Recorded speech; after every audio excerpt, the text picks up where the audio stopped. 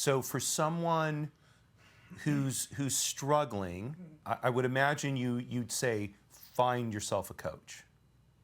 So I say you need three things. Who are you? And where are you going? What do you want? Together we'll find the ideal path on the Way to Wow Show with your host, Kevin Bennell. Lest I've given the impression over the last, season plus that I've already found my way to wow. I assure you, I have not. I'm still working on it, hopefully along with you. And sometimes I need some help finding my way back to that path. Our guest today is a long-standing friend of mine and one of the people who helps me get back on my way to wow. So we're going to talk about how to do that, and I think you're going to appreciate what Bill Gross has to say. But before that, and Bill has been looking forward to this for a long, long time, we're going to have Blaine Adams mix up a cocktail. Hello, and thank you. So, people think a lot of times you're making cocktails that you have to get crazy and use a million ingredients. But today, I'm gonna go back to basics and show you how to make a very simple 4-ingredient cocktail that's full of flavor and life, but just really, really easy to make. So it's going to be a mixed drink that we're going to stir instead of shake. So I'm gonna start off by filling my mixing glass here with some ice. If you don't have one of these fancy mixing glasses, if you've got a beer pint at home, that can work just as well. So we're gonna start off here with my favorite, Whistlepig Rye Whiskey. You're gonna do 2 ounces of this guy. And I like using rye for old fashions because rye as a grain is just a little bit heartier, a little bit more strong in terms of flavor. So you're gonna get all that good stuff that you really want and be able to dilute it and have other flavors dance in and out. So if you're making a cake, this is the cake base, and now it's time to add the icing. So normally when we make an old fashioned, you're gonna put some sort of sugar in there or a honey or a maple. Instead, we're gonna be using apricot liqueur, which is a sweet liqueur, and that's gonna sub in as your sweetener. So you wanna do about a 1/4 ounce of that to about 2 ounces of your rye whiskey. Drop that in. And if you like your drinks a little sweeter, you can always feel free to add a little more apricot. I go for a little more balance, but choose your own destiny. Next, you're gonna use Angustura bitters, the classic bitters. You're gonna do 2 dashes. And then just for good measure, to add a little more of that citrus element, you're gonna do 1 dash of the Angustura orange bitters. And drop that in there like that. And once we have all that in our mixing glass, take your bar spoon and give it a stir. And this is when I'll regale you of beautiful stories of the times I used to ride the rails and live the dream. You wanna make sure as you dilute, you really want those flavors to marry together and really give you a beautiful, beautiful cocktail. And now, once those are all together, you'll take your glass. Now, I am serving these up, but you could serve them on the rocks if you're feeling frisky. It's really up to you. And then, give it a nice pour. If you're making multiple drinks, make sure you split them as you pour, so that way the people drinking it will get equal kind of cocktails. If you go just dump, the cocktails might be a little bit different in terms of dilution. And we all want consistency in life and our cocktails. All right, 1 little dab there. And now those are in glasses. Take a Y peeler, be careful, one of the most dangerous things in the kitchen. You wanna make sure you get a nice, beautiful orange peel. I'm making 2 here. Pull that up. And when those are done, you're going to express them over. And when you express an orange peel, it looks very simple and elegant, and it doesn't look like you're doing much other than casting a spell over your drinks. And you might be doing that, but you actually are adding a lot of flavor. And the final touch is you just want to wipe the edge of your glass and the stem, so that way when the person's drinking their drink, they're gonna get some of that beautiful orange oil on their fingers, and it'll add a nice accent to the drink. Give it a little twist off. Drop in, and there's your apricot old fashioned, friends. And I'll pass them over. Thank you, sir. Whoa. We did it. We did it. What We a didn't handoff. spill. I want to hear about riding the rails. We'll have to do that another time. Another time. Oh, thank you, sir. Cheers.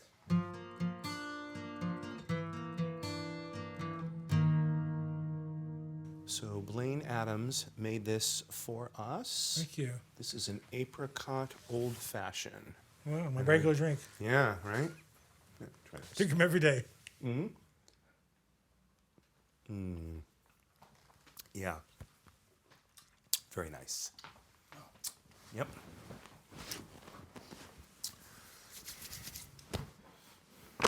I'm going to read a short bio that I wrote about you. Okay? The idea is, since you're such a long-standing friend, is to try and embarrass you. So let's see if this works. Good luck. Okay. You know me well enough to know. I mean, it's probably a fruitless, but you have to give it the college try, right? Native Californian Bill Gross has been in the real estate business for over 3 decades, which means I must have met you just not too long after you got into the real estate business. Yeah, it started in 1986. I probably met you around 1990 or so. Yeah, I think so, yeah. He has worked in lending and sales, closing thousands of transactions. Thousands. As a broker associate at eXp Realty, he is one of the top producing agents in its network, closing 8 figures in sales. But that's actually not what I asked you here to talk about.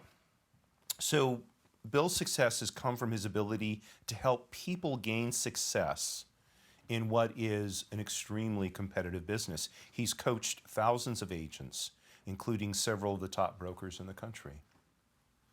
And I look to you as one of my coaches, Wow. as you know. Likewise. Yeah, Oh, very nice. Thank you. yeah. But you're not embarrassed. No. Because it's all true in the end. Well, that's not who I am as a person. Those are some of the things I've done, some of the accomplishments. Yeah. But it's not doesn't define me as a person. It's just some activities. So I want to jump right in. I mean, I talked about how competitive the real estate business is, but and we've talked about this many times. Every business today is competitive. Yes. Right. More so than ever. Every industry. That's the constant theme in every business I talk to. Being in real estate, I talk to attorneys, accountants, manufacturers, sales.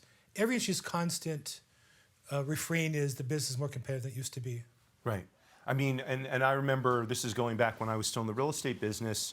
I was sharing offices with one of my clients. It was the client was just a few older than me, but his father was also part of the business at the time, and he was semi-retired at that point. And I remember going out to lunch with him, and this is back in the 1990s, and he was saying, he says, I'm so glad to be basically done with business, because even back then, it was just so much more competitive than it was, when he started out back in the 60s. So how do we gain an edge in this relentlessly competitive business environment that we all live in?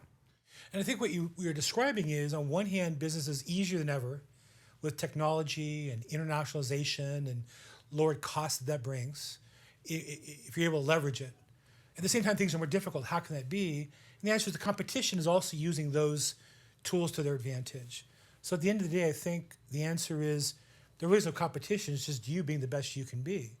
And with all these opportunities, if you focus on what your purpose and your goal is, there's more resources than ever to leverage into those opportunities. When you focus on that, the business gets easier. When you focus on trying to make a sale, getting a check, it's very, very difficult, because now you're not serving a purpose, you're more trying to do transactions, and that's more challenging. So when you say you're in touch with your purpose, you're in touch with your, can you be more specific for us about that, if you will? What does that really mean?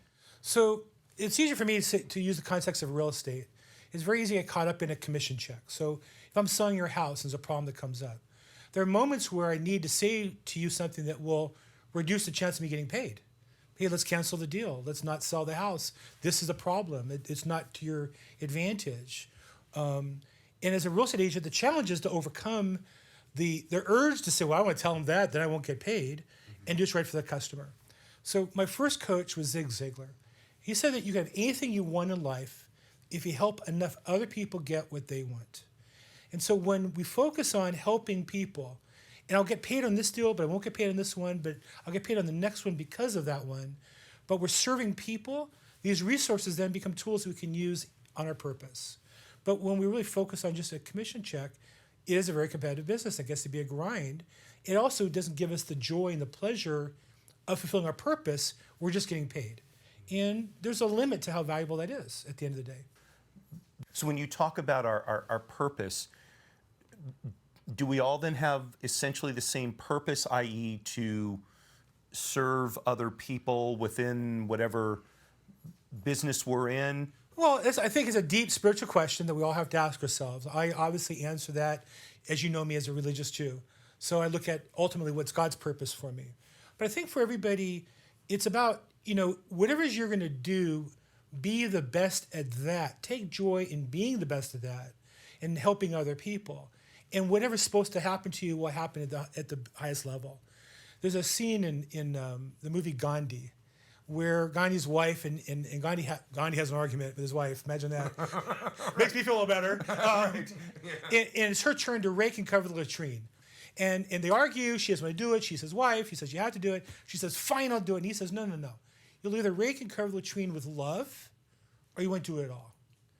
And the point I think he was making there was that everything we do, either we do it to be of service and do it with love, or we're not doing the right thing. And so I would say to you that when I find people who have amazing lives, they have financial success as defined as freedom from stress, they have family life, they have social life, they have other things in life that they value. Inevitably, they're focused on just doing what they do well and helping other people as much as they can. And they're not as focused on, last year I did 10 million, and next year I'm going to do 15 million. That's not to say we shouldn't have goals. That's just not the purpose. That's maybe a scorecard we keep. I'm a single parent. I have 3 children. I don't know how I'm going to feed my children next week, right? How do I keep myself focused on my purpose and not let, the desperation, and by the way, that's, to my mind, that's, if there is such a thing, justifiable desperation, right? Nobody wants to see their kids go hungry. So the difference between desperation is I have to do something, and desperation that causes us to cut corners and do things we shouldn't do. So I think that and I've been in positions where I've lost everything and had to start over. And that's not a reason you should do business with me, right? That I'm desperate. In fact, you might be concerned. Am I going to steal your money? Times that I'm in real estate, people write checks. In the old days, would give us checks to deposit, right? Are they worried about me stealing them? If they knew I was desperate, maybe they wouldn't be as comfortable. But that also gets in the way of serving you as a customer. If I'm desperate for money, my focus should be, who can I help and get paid? Not how do I get paid? And that requires discipline, that requires faith, that requires, fortitude. Those are challenges. I faced them in my life. And so, but I've also known people who were that poor and they didn't see themselves as being that poor. They just did the things they had to do. They called for help. They went to a church. They went to a pastor, a rabbi, a friend, or whatever, got the food they had to get, got themselves a little breathing room, and went back and found a job. And I often find that people are so desperate, and they'll share with you the desperation, but by relieving that pain, they're not taking the actions to solve it, which at the end of the day probably means you got to get a job or start a business or find somebody who needs you to do something for them that you can get paid for. So I think that it's not about the desperation, it's how you channel that energy.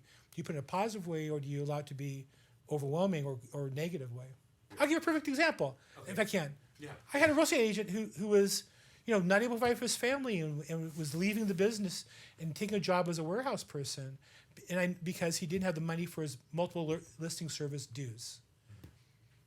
I said to him, he said he couldn't afford it, it's too much money. It was like $300. I said, I'm just curious, do you have cable TV? Yeah. How much is that monthly? About $140 a month. I said, really? So the last 3 months, I said, I don't have cable TV. But I said, you found money for that, but you didn't find money for the dues that pay for your business. So on one hand, he could tell you he was desperate, and you might go, oh, well, that's really sad. You have to go get a job. But he didn't take the actions. He didn't take the desperation and move it into action to do things he should have done to generate some business. So you've coached a lot of people, and I assume that example you just gave comes from somebody that you coached, right? Real. So for someone who's struggling, I would imagine you'd say find yourself a coach? So I say you need three things. You need to have a coach, or a mentor, or a teacher, or a rabbi, or a pastor, or somebody who is in charge that you respect their authority. Okay. Second, you have to have a process or a system or a book or methodology that you know what you're supposed to do every day. You should never wonder, what am I supposed to do today? So if in real estate, when you're self-employed, you need to have a schedule and be working that schedule. That comes from your system. The third thing I think we need is a community or a team or a group or a congregation, so that we have peers, we have peer pressure to push us forward. We have peers who need our help, so we're helping them, and then we've earned the right to ask for help when we need it. And I find that you have to have those three things together. Absent that, it's very difficult to be successful in business. But I really want to drill down on this.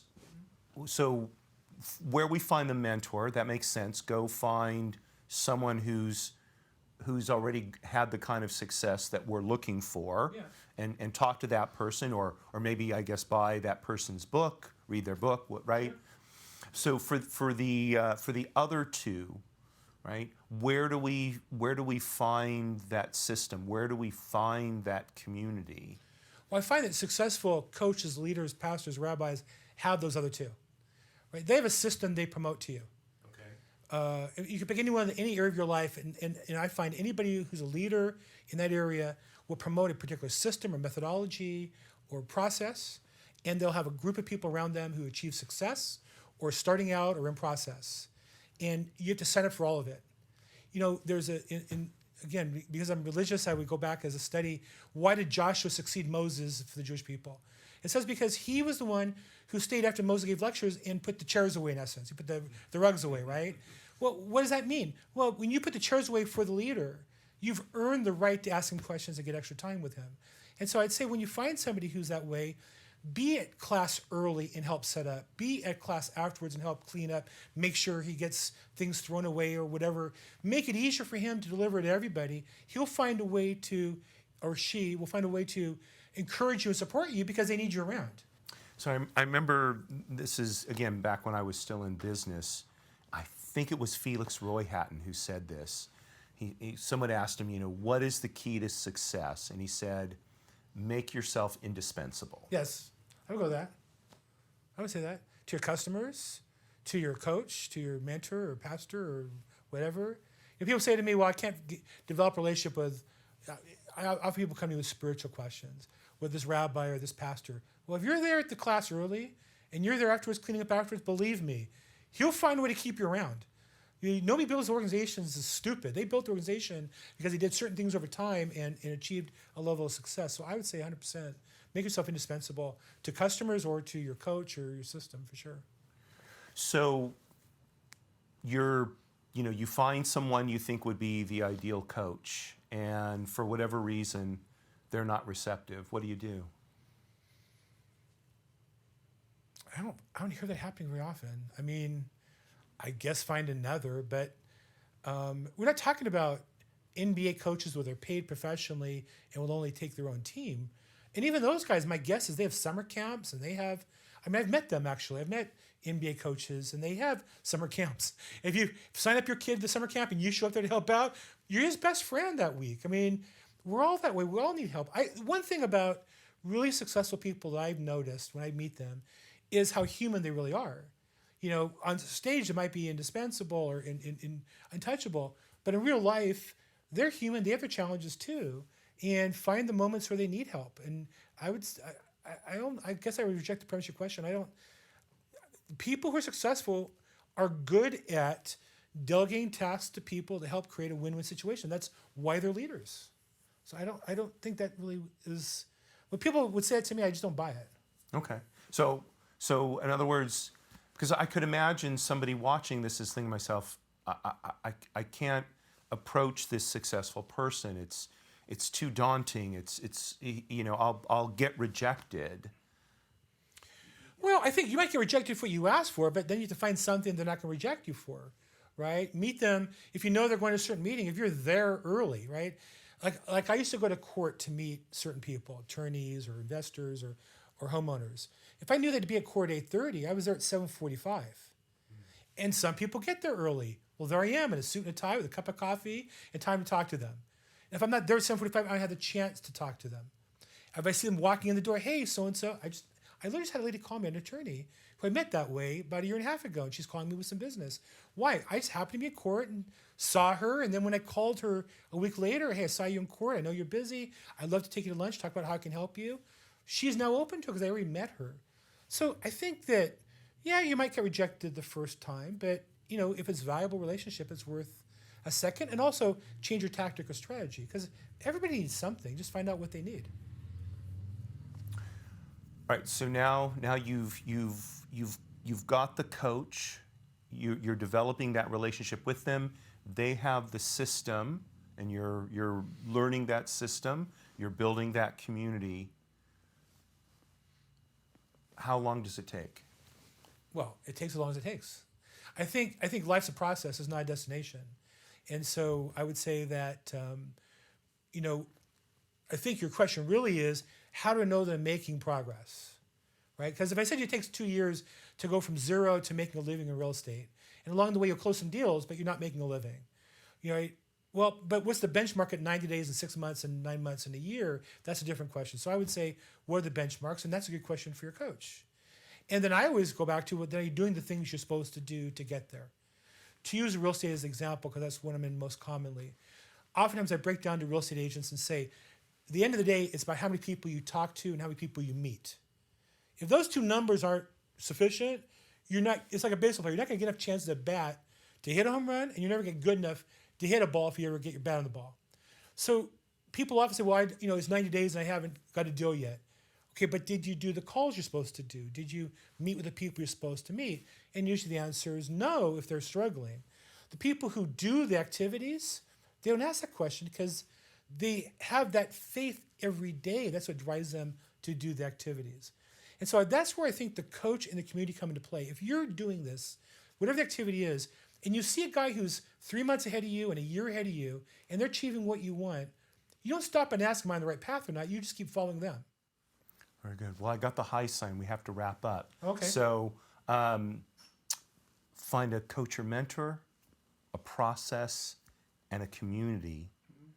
And then if you just follow those three things, that should get you on your way to wow.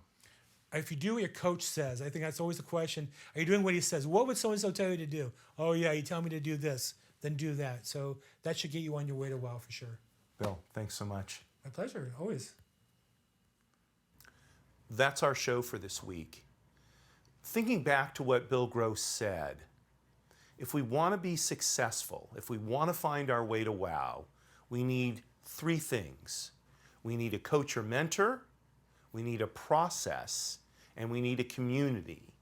But of the three, we need the coach or mentor because they'll help us find the other two. And as I think back about my own life, that's absolutely been the case for me. And I think it's been the case for every successful person there's ever been. We don't do it on our own. We need other people to help us show us the way. So go out and find that coach or mentor. Okay? If you're not sure who that person is, why don't you drop us a line? Tell us what you want to find success in. We'll see if we can't find you somebody to get in touch with.